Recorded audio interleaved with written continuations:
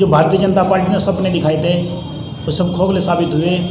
आज जो हमारे प्रदेश में बहन बेटी की इज्जत दिन दहाड़े लूटी जा रही है, अभी ताज़ी घटना है 14 सितंबर की। एक वाल्मीकि युवती ग्राम चंपता में हाथरस ज़िले में घास मतलब चारा लेने के लिए गई थी अपने पशुओं के लिए। दिन दहाड़े उसको 4 लोगों ने गैंगरेप किया और उसकी कमर की हड्डी तोड़ दी गई और गर्दन की हड्डी मरोड़ दी गई और लास्ट में गैंगरेप के बाद उसकी जीभ काट दी गई ताकि ये अपनी घटना किसी को बयान ना कर सके साथियों। और 14 से लेकर 19 तारीख तक पुलिस वालों ने इसको दबाव रखा, किसी को पता तक नहीं चला। जब ये थोड़ा मीडिया में उछाल हुआ तब लोगों ने हा उल्ला करी, तो इतना आज लगभग रात 3 बजे उसकी डेथ होगी। ये बड़ी हमारे दुख की घटना है। हमारे समाज की लड़की है, वाल्मीकि समाज की। मैं समाजवादी पार्टी का पूर्व प्रत्याशी वर्तमान प्रभारी रामपुर विधानसभा प्रभारी से मैं आपसे एक चेतावनी देना चाहता हूँ आपके माध्यम से सरकार को, अगर इस समाज को अन्याय नहीं मिला तो इस सड़कों पे उतरेगा। और ये वाल्मीकि समाज की नहीं पूरे समाज की बेटी है।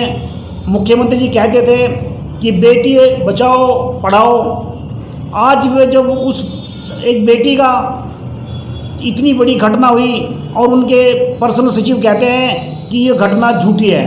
देखिए साथियों, बड़ा कष्ट हुआ इस बात को सुन के कि भारतीय जनता पार्टी के मुख्यमंत्री और उनके सचिव कहते हैं कि ये घटना झूठी है। तो बताइए, अब इस समाज में इतनी बड़ा रोष है पूरे भारत के अंदर कि वाल्मीकि समाज और समाजवादी पार्टी सड़कों पर उतरने का काम करेंगे। अगर हमारे इस वाल्मीकि समाज के परिवार को 50,000 की मुआवजा और एक सरकारी 50 लाख की मुआवजा और एक सरकारी नौकरी और उनकी सुरक्षा व्यवस्था ना करी सरकार ने, तो इनके खिलाफ आंदोलन होगा। और हम चेतावनी देते हैं आपके माध्यम से कि वाल्मीकि समाज नहीं, समाजवादी का पार्टी के एक कार्यकर्ता सड़क पे उतर का इनका खुला करने का काम करेंगे कि भारतीय जनता पार्टी कहने में और करने में कितना अंतर है साथियों। मैं आपसे निवेदन करना चाहता हूँ मीडिया बंधुओं कि हमारी बात आप पब्लिक तक पहुँचाइए ताकि इस बात का खुलासा हो कि भारतीय जनता पार्टी दलित विरोधी है और अल्पसंख्यक विरोधी है। इनके हम लोग ये चाहते हैं कि राम राज्य लाए। राम राज्य में हमारे पीछे झाड़ बांधे जाते थे, हमारा जो दलितों का उत्पीड़न होता था वही दोबारा इन्होंने शुरू कर दिया साथियों। भारतीय जनता पार्टी के लिए बर्दाश्त नहीं करेंगे। इनकी नीति है इनका रोजगार छीन लो, शिक्षा छीन लो और इनका बाद में जो दुराचार हो रहा है वो एक सबसे सब चीज़ बर्दाश्त कर सके हम लोग, लेकिन अपमान बर्दाश्त नहीं कर सकते साथियों।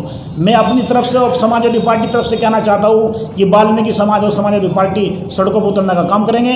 अगर इस परिवार को इंसाफ नहीं मिला तो हम लोग जल्दी आंदोलन छेड़ने का काम करेंगे। ये हम आपसे निवेदन करते हैं साथियों कि पब्लिक में पेश करने का काम करें। मैं अपनी बात को विराम लगाता हूँ। जय हिंद, जय समाजवाद। साथियों, 14 तारीख के अंदर उस बच्ची के साथ जिस तरह से गैंगरेप हुआ और पूरे मामले में लिपापोती करने का काम किया और जो मुकदमा दर्ज स्टार्टिंग में दर्ज हुआ वो कहासुनी के लिए उस पर मुकदमा दर्ज किया गया और उसके बाद आज उस लड़की की दिल्ली के अंदर मौत हो गई। सबसे पहले समाजवादी पार्टी और जसवीर वाल्मीकि जी हमारे प्रभारी जी हैं, अब्दुल गफूर साहब जिला उपाध्यक्ष से, समाजवादी पार्टी सबसे पहले इस दुख की घड़ी में उस परिवार के साथ है।